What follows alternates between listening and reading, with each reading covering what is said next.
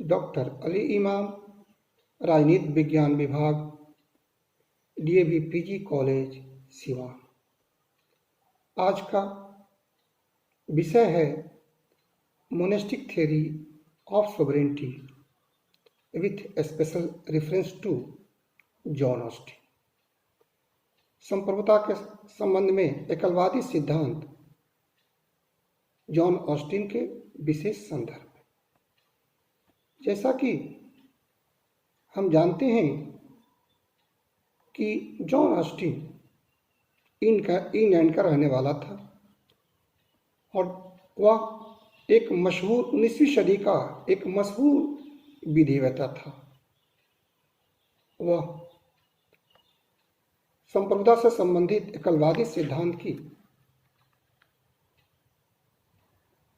व्याख्या अपनी पुस्तक लेक्चर्स ऑन जूरिस्प्रूडेंस में की है। यह पुस्तक 1832 में प्रकाशित हुई है। जॉन ऑस्टिन से पहले भी संप्रभुता के संबंध में बोदिन, बेंथम और हॉब्स के विचार हैं। यह कहना गलत होगा कि जॉन ऑस्टिन का संप्रभुता के संबंध में जो एकलवादी सिद्धांत प्रस्तुत किया गया है वह उनके उपर्युक्त विद्वानों के विचारों पर आधारित है। यानी हॉब्स, बेंथम और बोदा ने संप्रभुता के संबंध में जो विचार दिए हैं उस विचार से जॉन ऑस्टिन का विचार मेल नहीं खाता है, क्योंकि जहां बोदिन, बेंथम और हॉब्स संप्रभु पर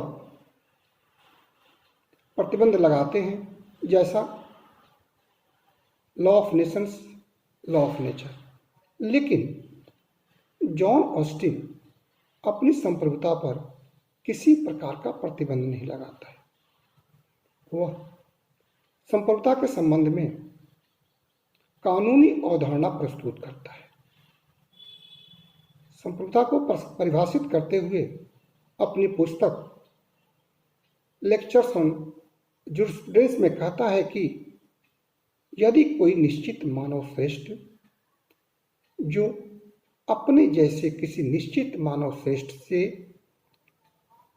अपने उसके आदेश का पालन नहीं करता हो और वह निश्चित मानव श्रेष्ठ समाज के अधिकांश लोगों से अपने आदेश का पालन करवाता हो, तो वह निश्चित मानव श्रेष्ठ उस समाज का संप्रभु है और वह समाज उस निश्चित मानव श्रेष्ठ सहित एक संप्रभु, स्वतंत्र और राजनीतिक समाज है। उसमें अंग्रेजी में भी उसकी परिभाषा है, if A determinate whom superior not in the habit of obedience to a like superior receives habitual obedience from the buck of given society, that determinate human superior is sovereign in that society, and the society including the superior is a society political and independent। संप्रभुता के संबंध में Austin के द्वारा दी गई परिभाषा को निम्न बिंदुओं के तहत रखकर हम उसका अध्ययन कर सकते हैं। ऑस्टिन के अनुसार राजनीतिक रूप से एक स्वतंत्र समाज में निश्चित मानव श्रेष्ठ का होना अनिवार्य है। निश्चित मानव श्रेष्ठ के अभाव में हम किसी स्वतंत्र समाज या देश की कल्पना नहीं कर सकते हैं। यह निश्चित मानव श्रेष्ठ एक व्यक्ति भी हो सकता है या व्यक्तियों का एक समूह भी हो सकता है जो संप्रभु शक्ति का इस्तेमाल करता है। निश्चित और जीता जागता इंसान को संप्रभु माना जाना चाहिए ताकि लोग उसकी सर्च शक्ति को देख सकें। यहाँ पर जॉन ऑस्टिन प्राकृतिक कानून रूसों की सामान्य इच्छा, जनमत और ईश्वर को संप्रभु नहीं मानता है, क्योंकि ईश्वर का कोई रूप नहीं होता है, वह अमूर्त है और जिसको देखा नहीं जा सकता है।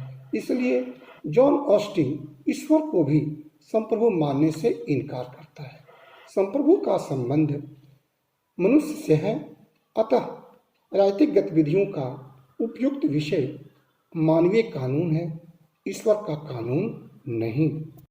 सभी कानूनों का श्रेष्ठ स्रोत जॉन ऑस्टिन के अनुसार वह मानव श्रेष्ठ ही है। उसके बिना जो कुछ वह कहता है वही कानून है। Law is the command of sovereign. उसकी इच्छा ही कानून है। कानून के सारे स्रोत जॉन ऑस्टिन संप्रभु को मानता है और वह आदेश बाध्यकारी होता है। वह स्वयं उस आदेश का या कानून के अधीन नहीं है। वो निश्चित मानव श्रेष्ठ द्वारा बनाए गए कानून अनुचित अतार्किक हो सकते हैं, लेकिन वह उचित है क्योंकि वह संप्रभु के आदेश हैं। वो उस आदेश का पालन वह संप्रभु व्यक्ति नहीं करता है, वह उसके बाध्य नहीं है। वो सारे के सारे कानून जनता के लिए हैं जो बाध्य होते हैं, लेकिन फिर भी उचित है कि क्योंकि वह संप्रभु से।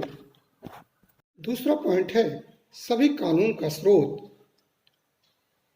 ऑस्टिन का निश्चित मानव श्रेष्ठ सभी कानूनों का स्रोत है।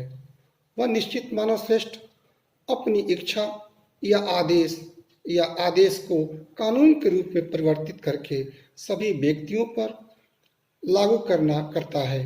वह कानून सभी के लिए बाध्यकारी होगा, लेकिन वह स्वयं उस आदेश या कानून के अधीन नहीं है। निश्चित मानव श्रेष्ठ द्वारा बनाए गए कानून अनुचित, अनैतिक या अनिश्चित हो सकते हैं, फिर भी वह उचित है क्योंकि वह संप्रभु के द्वारा दिया गया आदेश है, निकला हुआ आदेश है। चूंकि वे कानून संप्रभु के द्वारा जारी किया गया है, इसलिए उनका पालन निश्चित रूप से होना चाहिए। तीसरा पॉइंट है समाज के अधिकांश भाग के द्वारा पालन। ऑस्टिन ने संप्रभुता से संबंधित एकलवादी सिद्धांत में यह स्पष्ट कर दिया है कि संप्रभुता के आदेश का पालन समाज के अधिकांश लोगों के द्वारा होना चाहिए। हम जानते हैं कि समाज के में सभी लोग किसी भी कानून का पालन नहीं करते हैं। जो लोग कानून का पालन नहीं करते हैं वो सजा के हकदार होंगे, जैसा कि जॉन ऑस्टिन ने कहा है। यहाँ पर स्वभाव से तात्पर्य यह है कि संप्रभु के द्वारा जो आदेश दिए जाते हैं वह अस्थायी हैं, सर्वव्यापी हैं, निरंतर उसका पालन किया जाना चाहिए। चौथा पॉइंट होगा संप्रभु स्वयं आज्ञा का पालन नहीं करता। हम सभी जानते हैं कि जो संप्रभु होता है, जो आदेश देता है, वह आदेश दूसरे के लिए होता है। उस कानून से, उस आदेश से वह बाध्य नहीं होता है जो संप्रभु होता है। ठीक उसी तरह जॉन ऑस्टिन ने कहा है कि निश्चित मानव श्रेष्ठ स्वयं किसी दूसरे उच्चतर के आदेश का पालन नहीं करता है। यदि कोई उच्चतर अधिकारी है और यदि वह निश्चित मानव श्रेष्ठ उसके आदेश का पालन करता है, तो वह निश्चित मानव श्रेष्ठ को संप्रभु नहीं कहा जा सकता है। संप्रभु किसी और के नहीं बल्कि स्वयं की इच्छा का पालन करता है। अंत में ऑस्टिन कहता है कि संप्रभुता अनिवार्य है, अविभाज्य है, उसे बांटा नहीं जा सकता है। यह सर्वोच्च यह सर्वोच्च है, आदेय है, एकान्वित है और यूनिफाइड पावर है। ऑस्टिन ने संप्रभुता के संबंध में जो विचार प्रस्तुत किया है उसकी और आज के लोकतांत्रिक युग में उसकी आलोचना का महत्व नहीं है। फिर भी जॉन ऑस्टिन एक विधिवेता है और उसने लोकतंत्र से संबंधित, उसने संप्रभुता से संबंधित एकलवादी सिद्धांत की कानूनी आधार पर व्याख्या की है और वह व्याख्या स्पष्ट है। इसी बात को गार्डनर ने भी कहा है कि जॉन ऑस्टिन एक विधिवेता है और संप्रभुता से संबंधित उसने एकलवादी सिद्धांत की व्याख्या कानूनी आधार पर जो की है वह उपयुक्त है। ऑस्टिन ने संप्रभुता के संबंध में जो विचार प्रस्तुत किया है उसकी अनेक आधारों पर आलोचना की जाती है। ऑस्टिन की संप्रभुता संबंधी परिभाषा से यह बात स्पष्ट हो जाती है कि संप्रभु एक निश्चित व्यक्ति होता है, लेकिन ऐसा होता नहीं है। आज के लोकतांत्रिक युग में कोई एक व्यक्ति संप्रभु कभी नहीं हो सकता है। निश्चित रूप से सन हेनरी मेन ने जॉन ऑस्टिन की संप्रभुता संबंधी सिद्धांत की कटु आलोचना की है। उसने कहा है कि महाराजा रंजीत सिंह जो पंजाब के महाराजा थे, अपनी जिंदगी में कोई ऐसा आदेश नहीं दिए जिसे कानून कहा जा सके, जबकि महाराजा रंजीत सिंह निरंकुश शक्ति के स्वामी थे। दूसरे बहुत सारे ऐसे कानून होते हैं जो न्यायालय के निर्णय से उत्पन्न होते हैं।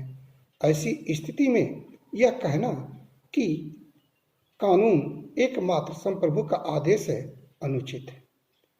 तीसरे, जॉन ऑस्टिन संप्रभु को निरंकुश और असीमित मानता है। सच्चाई ये नहीं है। अंतर्राष्ट्रीय स्तर पर देखते हैं कि आज कोई भी राज्य अपनी शक्ति को मनमाने ढंग से प्रयोग नहीं कर सकता है, इस्तेमाल नहीं कर सकता है। अनेक अंतर्राष्ट्रीय संगठन और संधियां हुई हैं जिससे राज्य की संप्रभु शक्ति काफ़ी प्रभावित हुई है। ये भी देखने में आया है कि देश के अंदर अनेक शक्तिशाली संगठन हैं और जिसने राज्य की आंतरिक शक्ति को काफ़ी प्रभावित किया है। इस प्रकार हम देखते हैं कि अंतर्राष्ट्रीय स्तर पर विभिन्न संगठनों और संधियों के माध्यम से एक्सटर्नल सॉवरेनिटी को मर्यादित किया गया है। उसी तरह internal sovereignty of the state को भी अनेक चुनौतियां मिली है और राज्य आज इस स्थिति में नहीं है कि अपनी शक्ति का मनमाना इस्तेमाल करे।